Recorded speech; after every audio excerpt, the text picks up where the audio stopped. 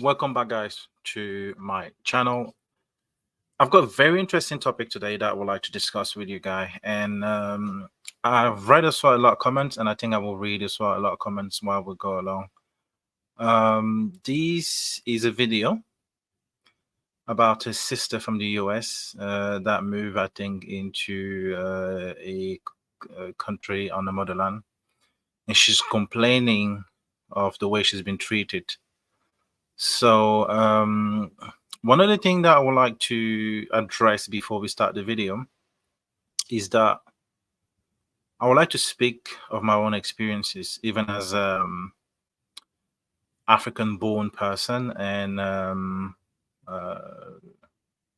lived abroad for so many years. So I think my experiences, you won't believe, are probably the same as hers, and it's unfortunate that she does not know the reality of the hustle bustle of the motherland and the difficulties that people go through. And she might be a little bit, she's not that she might be, she is actually hurt, and it's understandable because maybe her expectations were high, which is good, and I like that. And I like the fact that she really wanted to change the environment and be probably more closer to people like me and like her, and be more closer to them, and take them as brothers and sisters.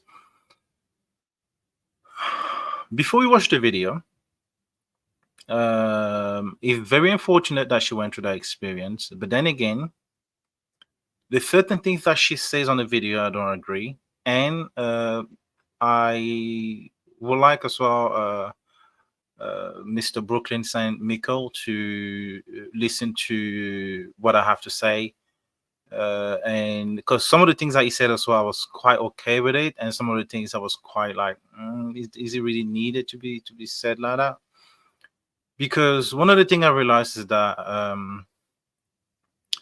instead of fighting for the things that are very, I call them petty. I know for her it was not. We actually have to be together. We have to work hand by hand and help each other and make the motherland quite develop the way we want it to be tomorrow. So without no further ado, I'll play the video. And yeah, and I'm gonna have to cut it a little bit. So when I will not agree or agree, I will give my opinion, and yeah, I will share what I think. And she moved to Ghana just to find out that it was not what she expected. And so I want to share this video because it shows a very important lesson about expectations and reality, and also why I don't see myself the same as other people simply because we share a somewhat similar skin color or even have ancestors who come from the same place. So here we go. There are Americans coming over here being nasty, doing nasty things, and being bad to the locals. Now, let me flip the script, okay? Let's talk about the fact that we get abused over here too. The thing about Ghana is stop crying victim. Stop crying victim, because y'all cheat us out of a lot of stuff. Y'all invited us to come home, which by the thousands we did. We came running to Ghana. People sold their homes, moved out of their apartments, sold everything. Some people packed up containers and moved over here just to get over here and realize this is not our home. Y'all call us foreigners. Ghanaians call us that. We didn't make that word up. We didn't start calling ourselves that. We don't know that that's what y'all call the white people and the Chinese because we're not around them. I would like to address one thing. I'm quite happy that she's addressing it, and that's what I always say. If something bothers anyone, it's good to always address it, and we can actually discuss and share ideas. And when we're sharing ideas, it's better because we can understand each other, and we can understand where things are wrong and where things are right, and what we should do even about ourselves to evolve and understand the other person. So so far, I think what she's saying is what I think most African American have done in the past, maybe 4 or 5 years, moving back into the motherland. Some definitely, some indefinitely. So I know, for example, a couple called T3 in Tanzania is doing a very, very good job in Tanzania. So I think wherever you go, it's going to be a life with the king in Ghana. They build a big acre of estate, real estate in Ghana. So it's you have Israel, I think it's Aleta Israel, which is a African American YouTuber. So you can check all these people out. They're doing Aleta Israel, great things on the motherland, and they're helping people. They have salaried people that depends on them. Their family depend on them.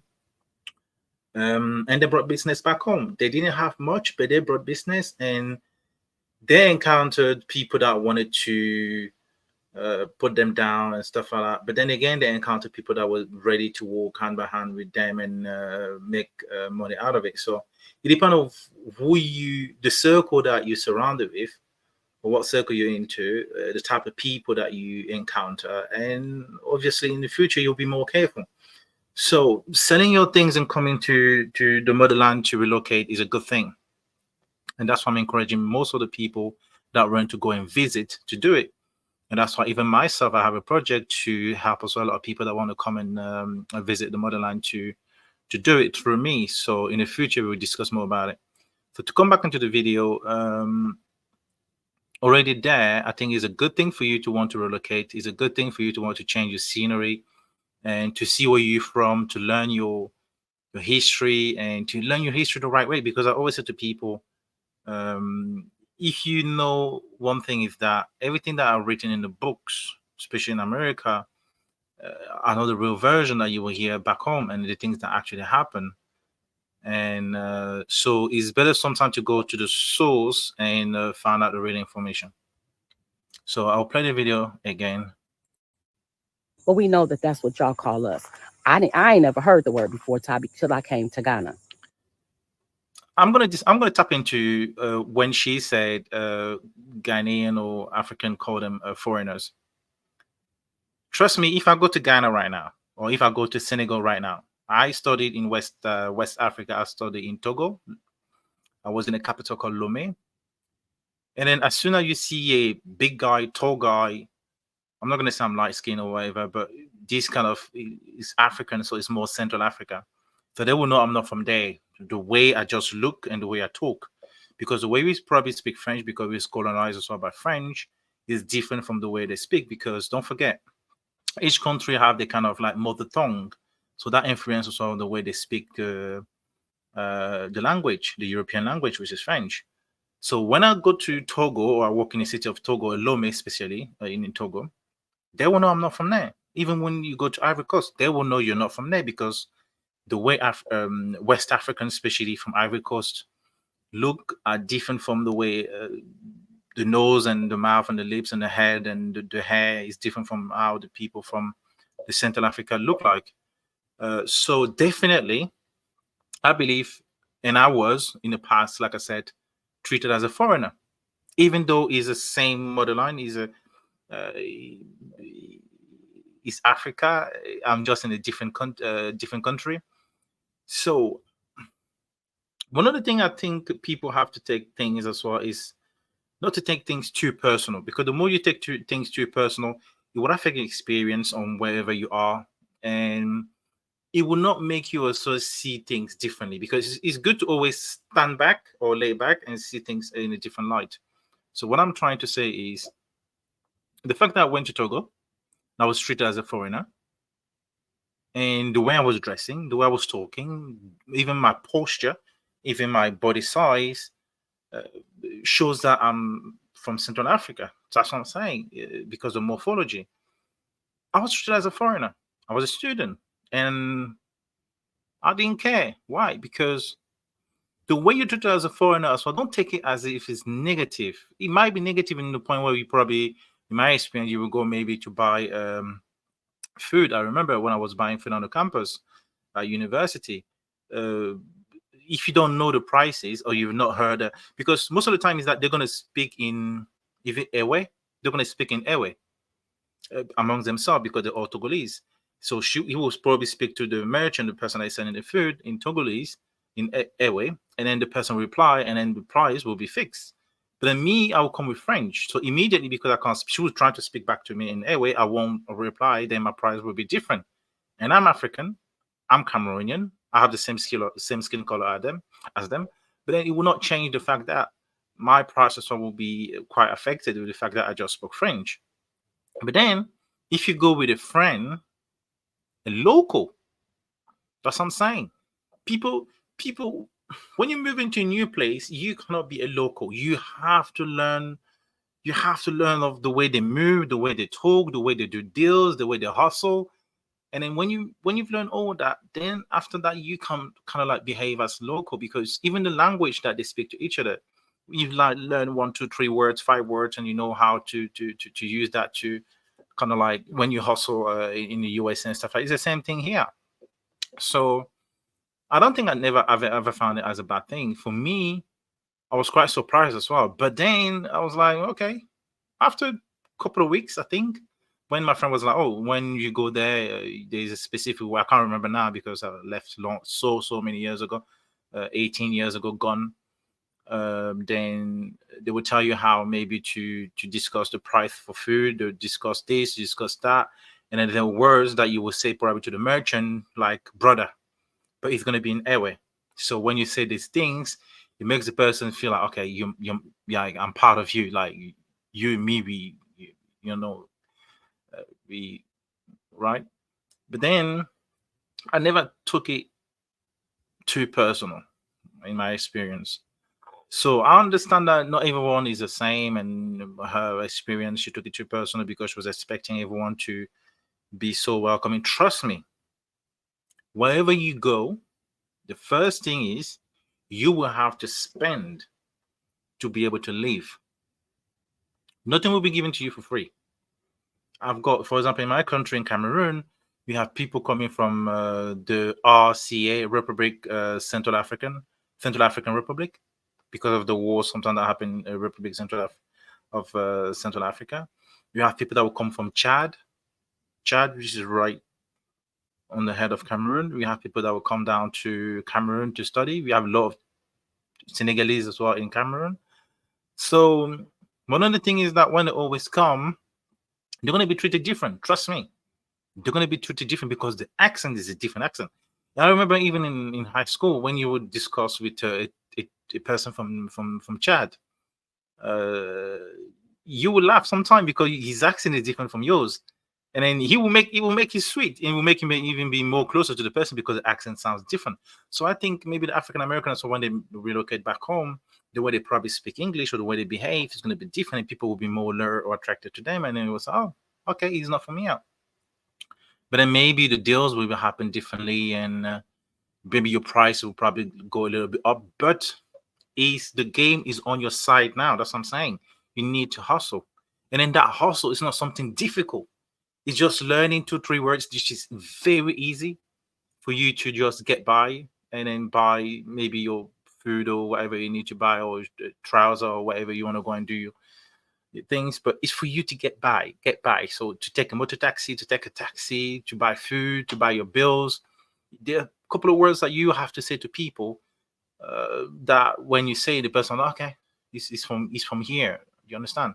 Even me, when I go to Cameroon, I can't stand the heat anymore after so many years in Europe, in England. So I can't stand the heat. So I will probably dress in shorts, and I will always wear white shirts and stuff like that. And I will have maybe my hat reverse and stuff, or my baseball cap reverse. The people will know I'm not from there because people are always dressed differently. They have a different attire. But I'll always be in shoes, I will be in Jordans, or I will be in Nikes. It depends. Then immediately they will know I'm not from there, even though I'm a born citizen and I still have parents and family, and my village and everything is still there. So let's carry on into the video, and I want to learn more about experience as well. Then Okay. Y'all invite us home. Let's talk about what y'all do to us. Starting from the fucking no, before we get to the airport, we got to have a visa that we pay for to even enter our home. We pay all this money for passports and visas. the way she swore, it means that she's very angry. She's very affected by it. When she's saying she's talking about the visa, right? Most of the African countries do not recognize dual citizenship. I think 28 out of 54 partially or 100% recognize dual citizenship, which means any citizenship or any passport that you come at the airport with, even if your birth certificate says that you were born in that country, but because your birth certificate is not your right of entry, listen carefully, your birth certificate is not your right of entry. So you will not be able to enter the country if you don't ask for a visa of that country. Imagine me in England, my family and stuff, British passport. You return to Cameroon, you have to go to the embassy in London and request for a Cameroonian visa to be able to enter the country. So you want to be able to go to Cameroon and say, "Oh, this is my birth certificate. I'm Cameroonian, and I need to enter the country." No, what is your passport? Because that passport will determine your right of entry, and that right of entry will determine where you're from originally.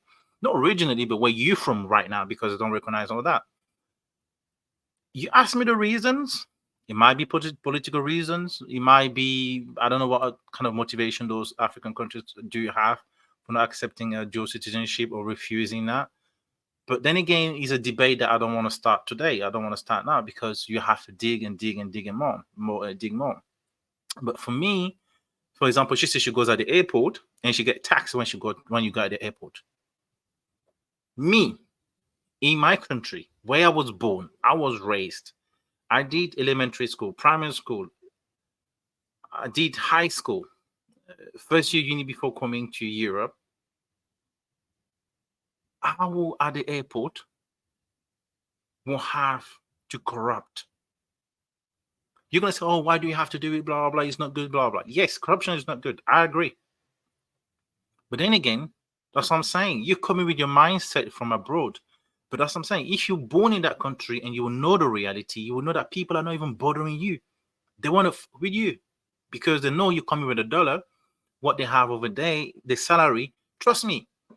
How many Americans that earn that 45K can actually pay for police or gendarme? Gendarme is a military body as well, a police body as well. If you earn, for example, 45K a year, right? So let's say you're around 2.4, 2.6 after tax. Yeah, 2.4, 2.6. So £2,600 or £2,800. So you take £400, right? Because I say pound, you just say $400, American dollars, not Canadian, because Canadian is shit. I'm sorry. So if you take $400 American dollars, you will see that that salary is to pay a chief of a police department, not a police officer, a chief, not an inspector, a chief. What we call in our language, commissaire. Yeah. So it can be like sergeant. $400 a month. And he has to feed a family of maybe 5, 3 kids to adults. So if you come at the airport and they ask you what, $10, be ready to just give $10 and they won't bother you. That's what I'm saying. Don't take it as a bad experience, because even me as a Cameroonian by birth, and I grew up there, I will still have to do it. You can ask everyone that's with me, my wife, my family, everyone, they will tell you. But then the more you do it, and then when you come the next time, they will follow with you, because they will know that, oh, okay, he's a guy that blah blah blah, and then fist pump, and you do it again, and then there you go. So for me, instead of paying maybe, I don't know, the police people or the immigration people a bit of side cash, it's just to make them happy to see you. They're happy. Trust me. Wherever you move into Africa, they will be happy to see you. They'll be really happy to see you. But then the reality is harsh back there. You come in with your dollars, so you're heavy. Like, you're very, very heavy. So your reality is not going to be the same as the locals. Because anytime, guess what? You can go back, work that money 1 month, 2 months, and you come back. And that 1 month salary is almost a year's salary. So if he's asking you for $10 or $20, easy, slide it, you go. So for me, I wouldn't very, very much say, oh, it's a bad thing. And then guess what? You see the luggage trolley. The luggage trolley, any airport, you pay your currency, you pay a coin in there, you can pull the trolley and hop on all your luggages onto the trolley. But sometime back home in my country, we don't have all that facility. So you have one guy that will probably carry your bags on his shoulders to bring you outside. Or if you're lucky to find a trolley or a guy that has a trolley, guess what? You have to pay him. Otherwise, what are you gonna do? You're gonna carry what? 30 kilo, 28 kilo by 2, plus your handbag of 12 kilo. From the airport till down the bottom, where you need to take maybe see your family members or take a private taxi. No, that's what I'm saying. As for me, you should not let that. If you tell me, for example, because I've had a experience, I don't want to talk only about this video. If you talk to me about experience, like she was on the podcast of Web Nation Africa, Web Nation Leslie. Go and check it out. Web Nation. You check for Leslie. She was there. She bought a land back home in Ghana, and the people that sold the land to many other people. If you tell me a story like that, I'll be like, that's up. But guess what? It happens to people like me as well, from the same country, the same people. Yes. It's not because you're African American. No. They don't. If someone want to do you bad, they're not going to think about your skin color or where you're coming from. No. They will do you bad. They will do you wrong. I'm saying to you, if you know anyone from Africa, ask them about their experience. Do you know, or have you known anyone, or you yourself, have you been cheated when you trying to buy a land back home? They will tell you probably yes, or they had a family members that actually went through that. So I would be like, this is the worst case scenario, because you will pay thousands and thousands of dollars or pounds, like British pounds, because it's not cheap. But if you're complaining just because of this little mistreatment and stuff, I'm not going to say it's okay. I'm not saying it's okay, but I'm saying the very petty little stuff. But when I listen to Mr. Brooklyn St. Michael talking, I was like, it's a bit too much. It's not about where you're from. It's not about if you're from Compton, you're from Atlanta, you're from Dallas, Texas. It doesn't matter. If you're from Houston, it does not. Right? If someone want to fuck you up he's still in the US, they will fuck you up. It doesn't matter if the guy that is trying to fuck you up is from maybe from Brooklyn, and you're from Brooklyn too. No. If they want to do it, they will do it anyway. So let's just carry on watching the video. To get here, we get to the airport, and as soon as you see a fucking blue passport, everybody's coming for us. Can you give me something small at the COVID place? You get to immigration. Can you give me something small? You get to baggage. Can you give me something small? A person grabbed a damn cart and put my bag on it and got mad because I gave him $5 because I only had hundreds because you come over. Yeah, the luggage trolley that I was talking about, that's what she's calling the cart. So, yeah. You will see that. You keep what? That's what I'm saying. When you travel around these countries, especially in Africa, I know some of the countries are a bit more strict. So they very strict about how the immigration and the police and everyone at the airport handles certain situation. But some of the country are not very regulated according to, I don't know, the policy or whatever is in power. So you will still have that kind of thing. I don't want to get too much into politics because I still want to travel across the borders on the motherland.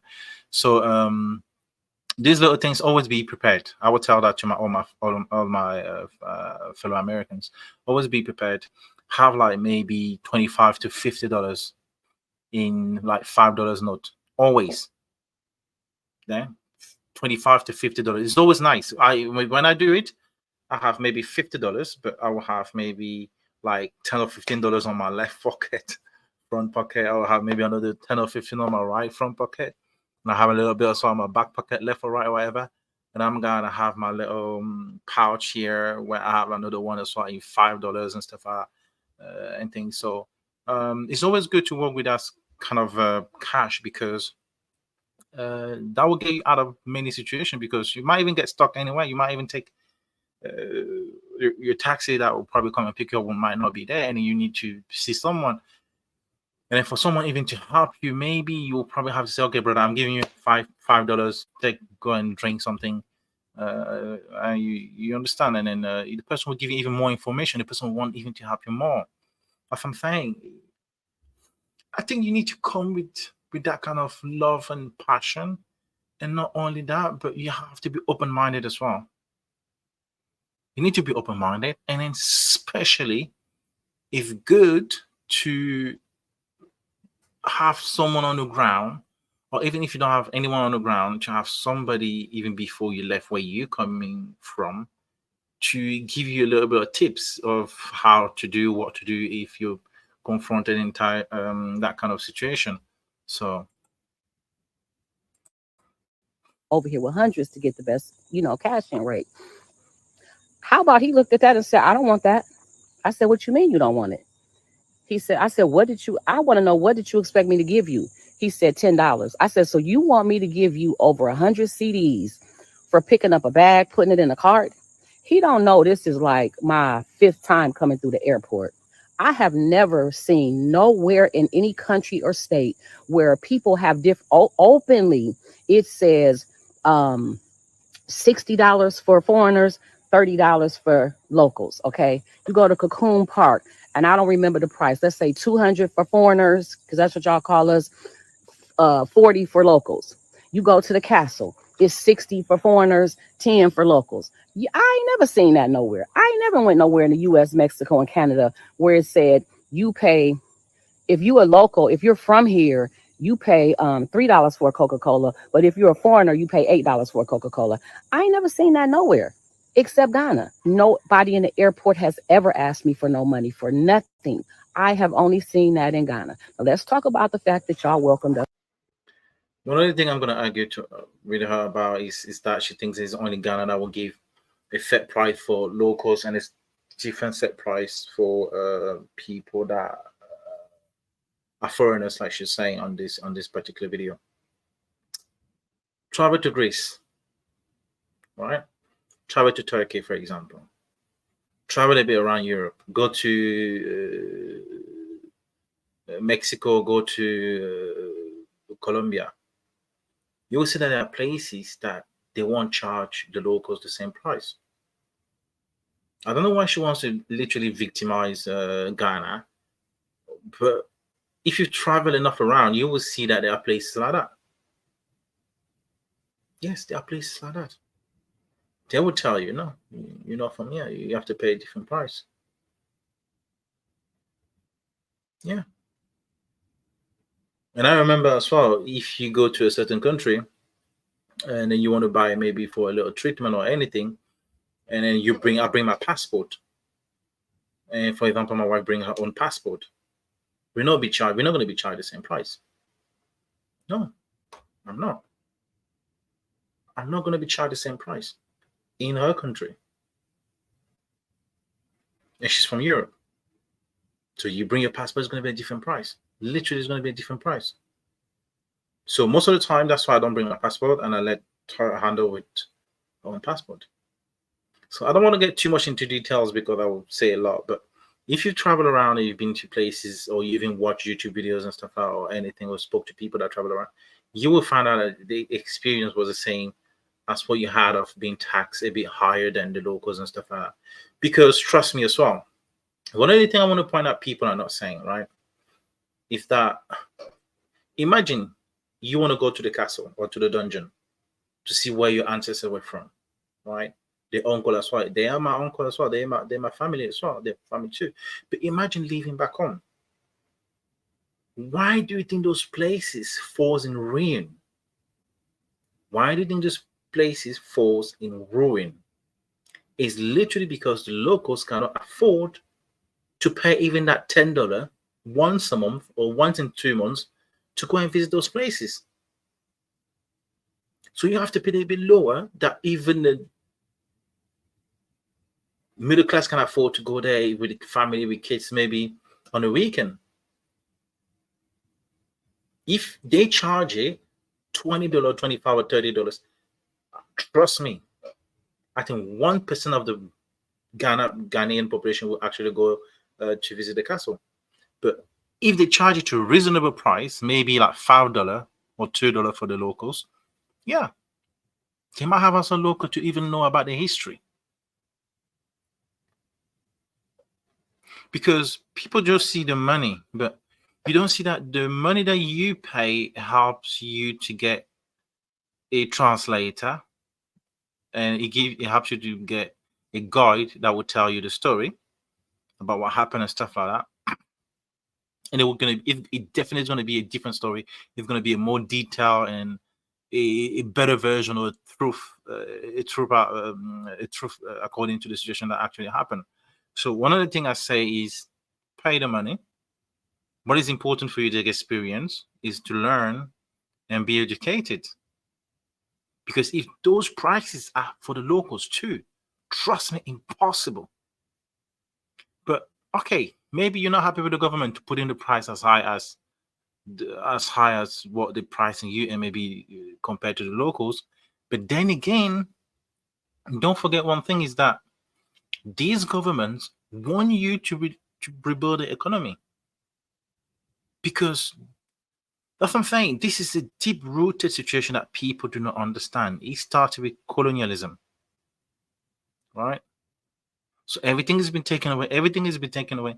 So how do you think the government is managing to even finance their own infrastructure, or to fix their own infrastructure, or to develop their own infrastructure? They will need for people to come from abroad, even people like me in my country. Yes. Because coming from here, I will bring more. The pound's going to be obviously higher than the French franc. So when I go to the market to buy just a trouser or a running shorts, I'm not going to be taxed like my cousin. That's why I always go with a cousin or a nephew, and I will stand by him. But when I stand by him, they will always point out because of him, and they will laugh and they will say, because of him, I'm not taxing you the price that I need to tax you, and it will tax higher. Then I'll get upset. I'll say, okay, if you don't want to sell it, I'll walk away. I'll walk away. So I think you need to be able to speak to the locals and That's home and how this process. maybe the government is not really that much helpful regarding the situation, but they will not be, because they still need that cash flow coming from you guys. And when I mean you, is you and me, because even though I was born in Cameroon, I still get taxed. And now in Cameroon, they're changing the tax situation. I think it's gonna be the tax à la personne. So it means that as a person coming through, you have to declare your own taxes. So in a way that even if you don't have a business, you have certain, they're trying to explain it. But anyway, they're changing a bit the tax system in Cameroon as well. So I think because they want more people to pay taxes and to have the government or for the government to kind of have money to be able to develop the country. But anyway, don't talk to me about infrastructure. Don't talk to me about the mines. Don't talk to me about the petrol that we are producing in Cameroon. Don't talk to me about the gas that we're producing in Cameroon as to where all that goes. Don't talk to me about the rice. I don't want to get too in politics. That's what I keep saying. But for you, if you had to spend maybe $20 more than or $10 more than a person, a local, then don't be upset. So I need to, because with her, she was going a bit around about how the motherland is differentiating, or the government of Ghana is differentiating between her and the locals. So I'm not going to really spend too much time on that. So let's listen to Brooklyn. They try to get people to move to Ghana, not back to Ghana. That's because the Black American folks, they're not from there, right? They're from America. Wrong. I'm going to tell you one thing, right? Is that the way we speak home, we don't speak home we don't say something with a double meaning, which means when I say I want you back home, it means I want you with me. I want you with me. It means I want us to be together. I want us to work hand to hand. And I said it earlier, and I repeated it earlier. So there's no difference, or there's no nuances. There's no, zero. So I don't know why Mr. Brooklyn is emphasizing on that, but he has maybe his own agenda. I don't know. But then again, that's what I'm saying. We need you. You have the cash, you have the dollar, you have businesses in America. We need you to come and bring those businesses back home and develop the country. Listen, and another thing, right? All these things has been happening since 2020, 2021. Forget it. They said in 2019, COVID hit. Everything happened up, down, up, down, up, down, right? So instead of complaining and being unhappy about it, it's just almost been 4 years. But don't forget, in those 4 years, there was no government on the planet that was actually working those 4 years straight. Because I think there were a year and a half stop or gap because there was a COVID.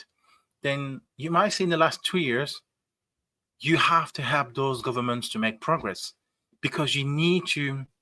There are bodies of this groupment or bodies of people from the diaspora that will probably have a particular time maybe to speak to the prime minister of that country, or to the president of that country, or to the minister of someone high in politics anyway, that will help them to have a talk with the government. Says maybe we need the visa for the people that are coming back, or maybe we need more this, maybe we need more that, we need to change this, we need to change that.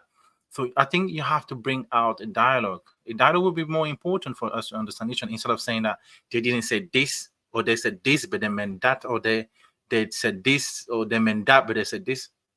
Mr. Brooklyn, that's none to do about that. These things are happening now, and even a change takes time. If for a change to happen, it's better for you to address it. And when you address it, you have to create a dialogue. And when a dialogue happens, you have to give time for the process to be put in place, and for the process to actually do the baby step onto the point where we're like, okay, we're happy with it. Nothing, nowhere will happen overnight. Nothing. Right? So I do not agree with you on that. They're born and raised in America, but many of their ancestors, hundreds of years ago, they may have been from there. But people have to understand that there's a big difference between themselves as a person who's living in the flesh today and their ancestors who were people who were living hundreds of years ago. Because anyone who traces their ancestral lineage back far enough, they're going to end up finding ancestors that come from the continent of Africa, right? That's everybody out there, at least according to what science shows us today. But at some point, they moved on, right? After they left the continent, they developed different cultures, different languages, different customs, right? Different ways of thinking, right? And they became something else. And that something else would have been largely unrelatable to the same people who remained on the continent of Africa, right? And that's just the story of humanity as a whole. And it's no different for the people who call themselves Black Americans. They became something completely different over time. And that's why, as she said in the video, that they call the Black Americans foreigners, right? A foreigner is just someone who's an alien or is someone who's not from that area. And so the Ghanaians, they're in their right mind when they call the Black Americans foreigners, because that's exactly what they are, right? What else do you want them to say, right? That's what they are. They're foreigners. They're not from that area.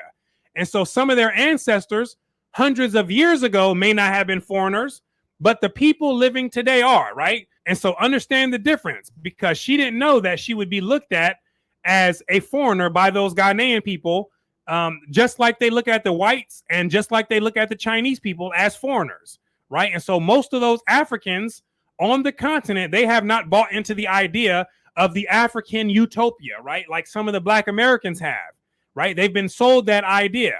So I understand why she would be shocked when she went over there and she had those experiences. And so there are also many other Black Americans who have moved over to Africa and have had similar.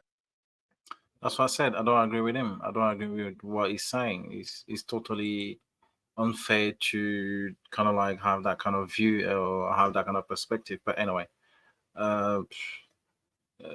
it doesn't matter I'll feel more relatable to a Jamaican or to a Guadeloupean or to a Haitian than I would be feeling more related to an Asian person. When I mean Asian is maybe a Japanese or Chinese, right? Even though our culture is a bit similar with Indians from India, but still we have kind of differences. But that's what I'm saying to people. When you look at the rap culture, the hip hop culture, the jazz, the blues, there's a bit of everything is interconnected. You cannot separate one to the other one. That's impossible. But please, before you come for me, make sure you do your research, right? The dance, the way we dance, the way the African American thing that they created this or they created this dance move. If you go to in my country, for example, we have 283 tribes, ethnicities in my country, 283, just alone one country. So the way we dance is specific to a region. Listen carefully, the way we dance is specific to a region. So it's not because your ancestor was 200 years gone or 400 years gone and you're different. Of course, the African American have a specific culture.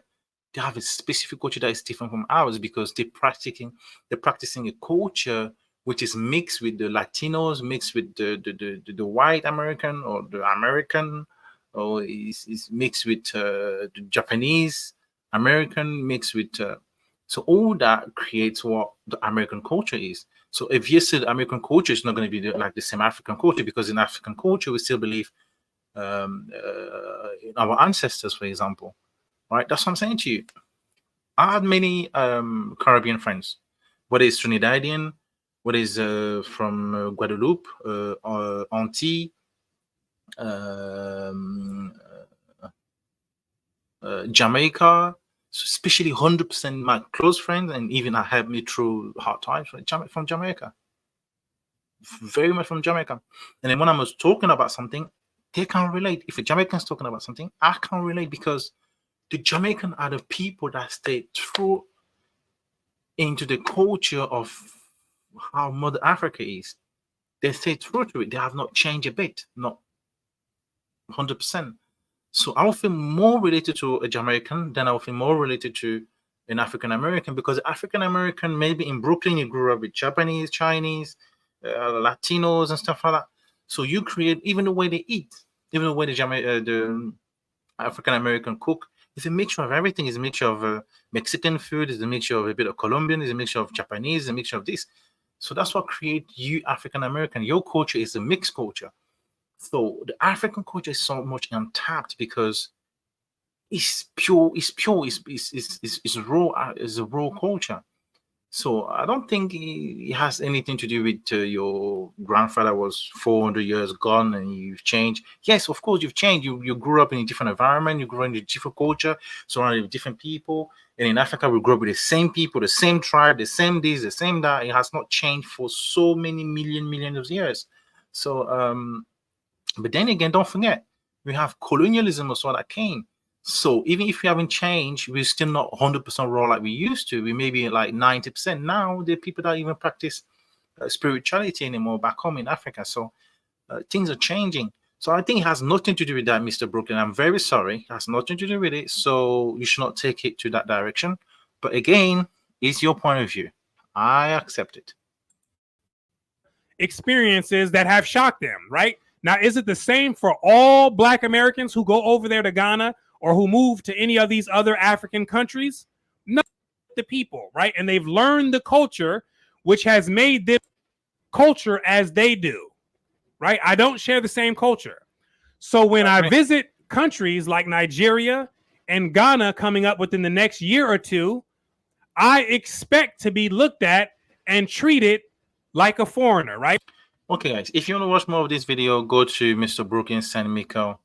I wanted before to finish this video because it's quite long. I was not expecting to make it too long. It's already 45 minutes. So one of the comments, her ancestors were stolen from Ghana. They were sold by Ghana.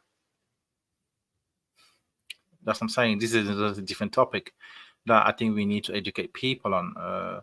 It's not like it was one person that was doing it. It's not like it was one country that was doing it. Ghana back then was not Ghana. Trust me, guys. Ghana was back then was not very, very much Ghana. So there was not an establishment, because Ghana was born when? Ghana was born in 1960 or 1959. All these African countries, most of them were born or created in the 1960s. So it's really young. It's even younger than my dad.